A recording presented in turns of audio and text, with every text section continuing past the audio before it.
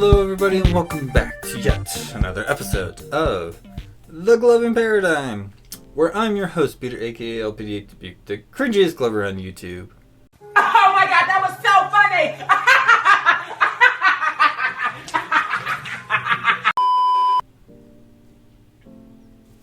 15 minutes later. So what is it this week that I want to talk about? Well, very recently I've been having a lot of conversations with different people on chips.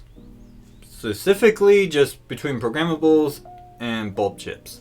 And, there's been other talks about like, oh, what would be like your ideal chip set? Which I think I might actually do in a different video. But, yeah, I've been having a lot of conversations recently with many different glovers about these chips. And I think it's kind of time for me to like revisit an episode, or a couple episodes I should say, about chips. And the reason why I need to revisit these episodes is just because of the amount of conversation I've been having with people. And one of the things I want to point out with revisiting the pros and cons on chips that we have out available to us is I think I need to disclose how these chips work to a degree. Okay, and what I mean by that is not, oh, you just put a bulb into it and the bulbs work and it has its own set of flash patterns. When I think I need to go a little bit more in detail of like how that happens compared to like programmables, right? So yes, this is going to be a pros and cons on chipsets that are out there, a revisitation to it, because I can do that, and most of the episodes I'm revisiting don't have a video component to it. And for some reason, a lot of people actually like it when it's on a video and not just an audio, and I get that. Even though people do video podcasts all the time, and I watch video podcasts by just listening to it when I'm working around the house. But I don't think that's really necessary to talk about here. So, first things first, I need to talk about what different chips do we have out there. So, very clearly, everyone should know that we have what are called programmable chips, or a new term that I've been hearing around in these spheres now has been known as Progs, short for programmables. Get it? Yeah. Sure, Jan. But the other ones that we have out there are bulb chips. They're basically just bulb chips. That's what people call them. And the reason why they call them that is because you literally have a set bulb to place in it, as opposed to a programmable one where you can actually program your bulb to put out any color you want it to put out. There are a few caveats to that which we'll get into, but definitely want to just stress that we have these two bulbs. Or these two chipsets, I should say. Now, I'm pretty sure to the uninitiated, you can clearly tell the differences of these chips and the pros and cons between them, which is very simple. If you look at a Prog chip, the versatility, and it's probably one of your best investments because you get everything in one simple package. You get a massive color palette that you get to work with. You have a massive flash pattern palette you get to work with. You got multiple modes that you can program these into. You can actually switch up the modes. You can reorder the modes that you want. You can take off modes that you don't want. You can have it into a single on and off feature known as conjure mode. It literally gives you everything that you need without having to invest into extra stuff. That's your biggest thing. Now, of course, a lot of people are probably going to be like, well, that just sounds so amazing. How could there be any cons to a programmable chip? It's very simple. I mean, if you haven't watched any of my chip analysis archive reviews, well, there's only one that you can actually watch, which is on the Apollos. But I have done OG Chroma controls. I've done the ions. I definitely would recommend you go listen to those because I broke down my understanding of those really, really well. And a lot of people still refer to those from time to time when it comes to those particular chips. But there is some cons that people do need to understand. I will not hear it, not from you. I will not hear it! One of the things I will point out when it comes to a Prog chip is color consistency. Now, there are multiple different things that happen. There's color bleeding, there's color rosing, there's just the color quality of that color is just not really good compared to, say, other ones out there on the market, you know what I mean? But that is a thing. And, of course, understanding how a programmable chip operates when it comes to colors is very simple. If you know what additive color theory is, that is what we are using to make these colors. Because there's only 3 diodes in those chips that it uses. Okay? So you have red, green, blue. Those are the primary colors. Go check out my entire color theory playlist if you want more on it. There's a reason why it's there. Well, thank you. But that's where you have not as strong quality colors as opposed to like a bulb chip, which if you don't know how a bulb chip has such better colors than a programmable, it's because they don't follow the same color blending at all. It doesn't. So how a bulb is crafted is that it has its 3 diodes that it's using, but they're white diodes. Here's the thing. There's a color filament that you can actually coat onto those diodes to get those colors. That's why orange looks so powerful in bulbs. Purple is probably the best in bulbs because it's literally just a purple filament. Those very rare colors that other chips have in the programmable section that don't look that great, even when you see it on paper, you're most likely going to get that on a bulb chip way better just because they coat the diode in that filament to give off that color. That's why some people say that people who are massively huge in the bulb market are just color purists. And that makes sense because you get the best quality in color from that, right? That's why they can have things like electric yellow, neon green, and other colors that we don't necessarily get really well on Progs. Okay, that's just one of the major things. And of course, I'm not going to sit here and go into like the flash patterns and stuff because when it comes to bulb chips, they have their set flash patterns. You can't really deviate from that. Of course, there's the one exception when it comes to the E-Lite Pro, which is the only programmable bulb chip that was ever out on the market. And you couldn't even change the colors. You just put in the bulb that you wanted to use and it will just have a selection of flash patterns. However, the E-Lite Pro series had a really good palette of flash patterns. I mean, like, go check it out. The overview that Amazing Light puts out, even though it's a really, really dated video in terms of those videos, was actually a pretty good one. Like, you get to see all the different flash patterns. It was really, really cool. Of course, you also get to see Munch also program them, and yeah, that was interesting. But that's one thing, you know, is that bulbs don't have all the cool flash patterns that a lot of people like, but they do have very unique ones. I mean, again, I'm going to use the E-Lite Pro series as the example here. You have things like pulse and heartbeat, and those are like really, really cool flash patterns. You know, one of my personal favorite flash patterns comes from the OMG Light Bits, which was the 4th mode one, which is the 2-color blinky looking one that I really, really like. And the funny thing is that if you understand flash pattern manipulation, you can actually recreate a lot of these, what I will refer to now as retro flash patterns, because they're not really in main circulation anymore.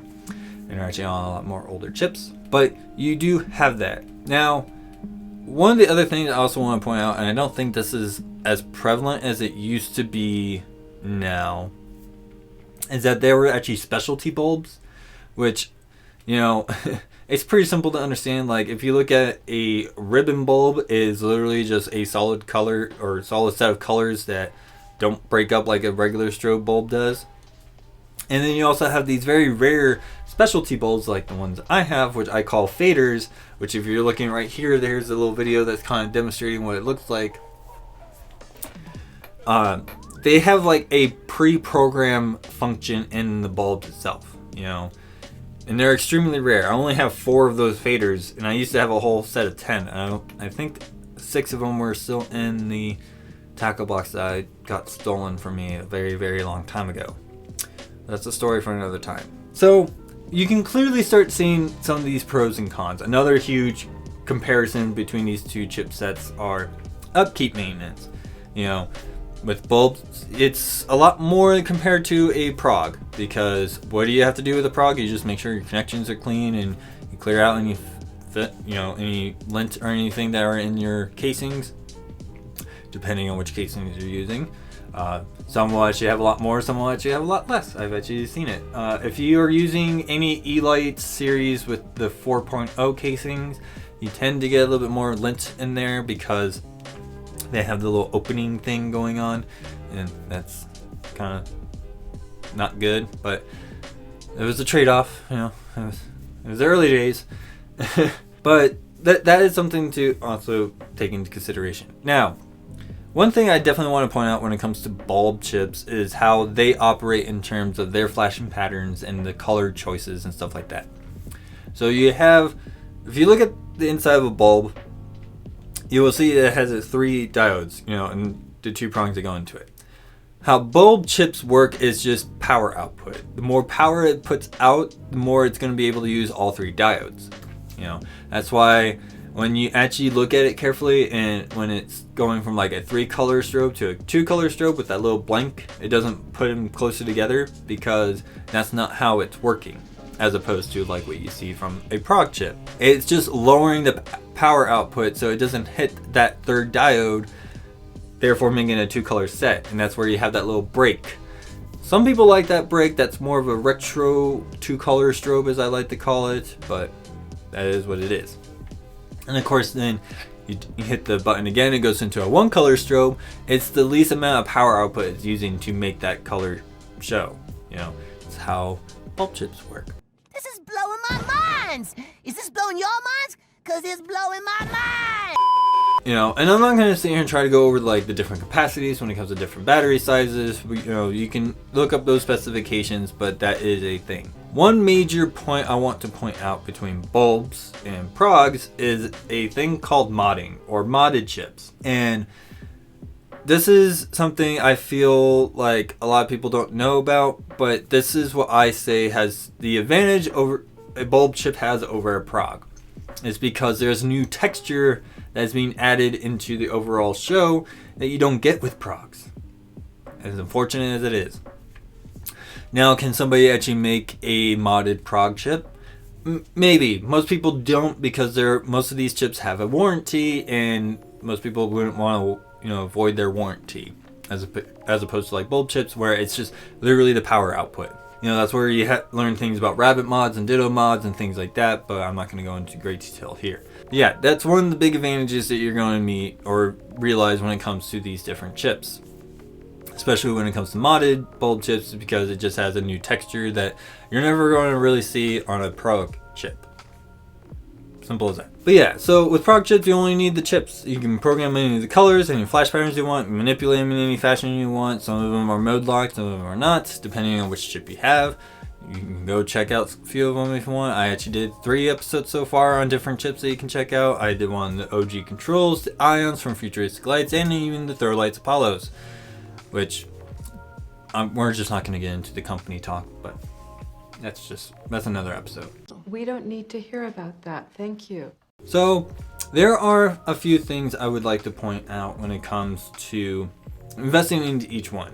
Now, a lot of people have recently started investing more into bulb chips because current world situations kind of let that door open, if that makes any sense. Like, people just started to do that more often, and people had a little bit more, I have all this money now that I would be using to spend on festivals that I can't do anymore because we have to be, the way that it is today. So they were investing into bulbs, and there was a nice little resurgence into the bulbs. I even did a whole episode that you find right over here on an investment kit for bulbs and what you need for that. So I don't really think I need to go into great detail on how to operate bulbs. Yeah. 2 very boring minutes later. However, I do want to point out that there have been some pretty interesting takes that I don't think a lot of people know about. Is that there are those specialty bulbs, like the faders that I have. Those are very, very rare now to find, and they do cost a pretty penny. So when it comes to the bulb market, I do say this is more of a collector's market rather than a performer's market like it is with progs. But I will say that these special rare bulbs that people have, you're just never going to get something like that out of a programmable one. Not unless somebody actually makes a chip to have these kind of features in it. Which, who knows? Maybe we'll get more companies. God, I actually really do wish we got more companies. I just wish we had more people making different chips. You know, more chips, more variety, more stuff going on. I like that. But that's another episode because we have to get into like patents and all that stuff and market sharings, and I don't really think I'm qualified as a professional business expert. You know what I mean? Like, I know my chips, I know how my chips work, I understand how the market works to an extent, but I would rather have somebody come on to my show to actually talk more about business marketing and things like that. Let me know down in the comment section below if you want that. But yeah, you have very rare bulbs out there that do cost a pretty penny, and even older bulb chips out there that also still now cost a pretty penny. Like, if I want to get my hands on a full set of OMG Light Bits 4 modes, it's gonna cost me a good amount of money. Like, we're talking almost at the same level as the premium sets that are out there. You know, well over $150. Some of them will be even closer to $350. Like, I've seen that. You know, but again, we're talking about discontinuations, and if something's discontinued, then it becomes a rare collector's item, and you know, once things start falling out of circulation, you see where this is going? No. You know, finance. It's always something to always look into. If you want, it's kind of a mess sometimes. But you do have that. You know, bulb rarities, modding chips for bulbs.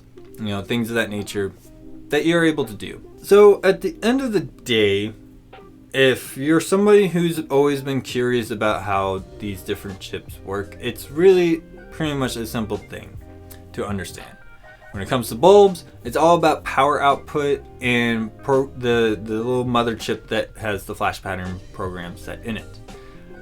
It doesn't take a whole lot of power output compared to a prog chip, where you're literally having to place in the settings for the color mixing that you want, the color sequencing that you want, the flash pattern sequencing that you want. It has to sit there and think about all this stuff, so it does have like some trade-offs compared to like a bulb chip, where it only has these very simple things and it doesn't deviate from that, so you know, it can actually put power into other places rather than having all these different settings that it needs to keep track of.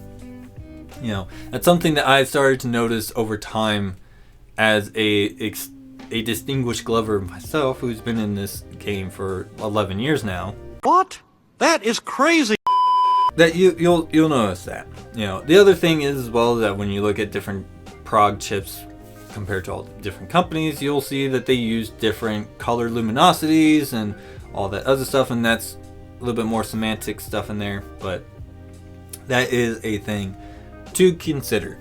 You know, shutter speed, which is something that I feel like a lot of people don't know about when it comes to lights, is literally the length of the lights when it's in motion. So if you look at like hyper strobe or hyper flash, it's much longer compared to like dots, where it's like super duper short.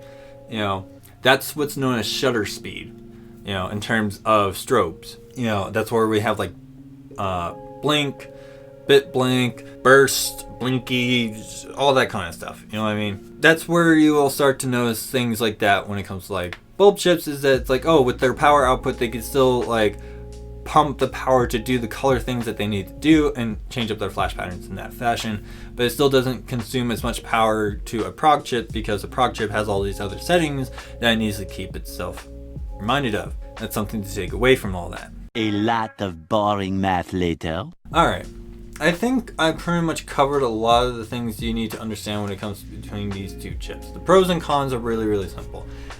Upkeep maintenance on a bulb chip is much higher than you would with a programmable, and that's the trade-off between these two. Now, is it that much of a hassle to keep up with your bulb chips? Not really. It's extremely tedious, and I think that's probably one of the things that people are going to look at, is this level of tedium that goes on with, you know, maintenance of your chips. A lot of people just don't have the time to sit there and, you know, make sure all their stuff is working properly and things of that nature. So they're going to go with prog chips. That's fine. That's how they're going to do it. Some people just like certain aspects about bulb chips that you don't get with programs that people want, you know. Color purity being one of the biggest components when it comes to the bulb market. That's just simple as that. The other thing as well is the rarity in bulbs. You know, the iMorph series is probably one of the most sought after bulbs in the market in terms of a collector's one because one, their colors were really, really strong, and two, they had this very interesting palette to itself. You know, you had like the Unity, the Patriot, there were so many different ones I can't even remember half the names anymore, but I do remember the Unity being a huge one. The Valentine one was a huge one. The Patriot one was a huge one. You know, we had all these different types of bulbs out there. So that's kind of thing you're gonna have to understand when you're going into these different markets, especially when it comes to bulbs, is that you're going into more of a collector secondary market compared to Progs. So I think that pretty much covers a lot of the things I need to talk about. You know, how bulb chips work is more of just on power output and the capacities that the batteries are able to put out. That's why I think when you look at older chips that have bigger batteries, they were much brighter, and they weren't as much brighter, but they did last a very, very long time. I mean, Drops 2 lasted a very, very long time for me.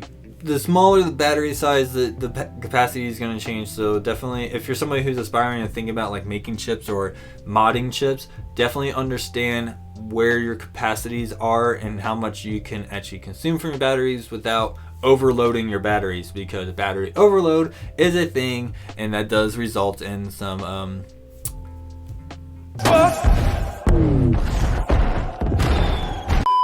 explosions. Now, definitely want to point this out. When I talk about batteries exploding, it's not necessarily like they literally explode like a frag grenade. No. If you actually see how lithium-ion batteries actually explode, especially the coin cell ones, it's just more of a big pop and spray. You know, it kind of sprays in a direction wherever the weak point is on the battery.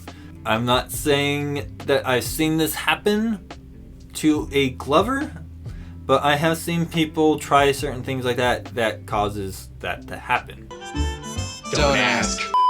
So definitely make sure you get your electrical engineering knowledge down. And I'm not the type of person that has that kind of knowledge readily available, because that's not the field that I was in when I was, especially in the military. Like, yeah, I had some level of understanding of that, but I was more understanding of signal flow and how things flow through systems and things like that, and also transmitting data and all that stuff. So that's where I kind of stand. Yeah, I don't think there's much more I need to go into there. If you have any questions for me on particular parts when it comes to like bulb chips or prog chips, you can always ask me. You have the comment section down below. You have the various outlets on social media you can hit me up at. You can find all that stuff in the description below. Please read the description. The stuff is in there. That's how you're able to talk to me directly. I am more than willing to help you out find any of the resources that you're trying to look for. And if I can't answer your questions, I will at least point you in a direction where you can find your answers. And no, I'm not talking about like, here's a Wikipedia article. I mean, like, I have resources that I can, ask around. Hey, I have questions on this. Any place I can find any resources on that, and I'll be able to get that for you. That's one of the things I try to do as a content creator for gloving. Nobody asked you, so why don't you just take a hike? But if you have any other questions, like when it comes to programming theory and flash pattern manipulation and things like that, when it comes to your prog chips, you can always ask me about that too. I have a good extensive amount of knowledge on that as well, and I'm willing to help you out on that. But if you guys like the content that I'm making and you wish to help me out in any way possible, you can like, share, and subscribe to my channel, because it's there. Most of this stuff is being put out for free as it is, and being made out of my own pocket. But if you also want to help me out with making better quality content, you do have this lovely opportunity to donate to me for a one-time donation at Ko-Fi. Yes, please donate to my Ko-Fi so I may continue to listen to lo-fi. Oh, brother, this guy stinks! And that's my slogan. Yeah. But other than that, I want to just say thank you to everybody who has watched / listened to this episode and all my previous episodes. I want to give a huge shout out to the people who continually come back week after week to listen to the stuff that I have to say and the things that I do on this channel, because I like making gloving content, and I wish to have, inspire other people to make more gloving content. I don't want to sit there and poke and prod everybody to do it, but if you guys want to start making content, you can always ask me stuff about that too. I like helping out. That's how the community grows. But other than that, I think that's everything I need to say. So once again, thank you to everybody who's been consuming my content. It is awesome to see that you guys come back week after week. But I am your host, Peter, aka LPD Buke, and I'll see you guys all next week.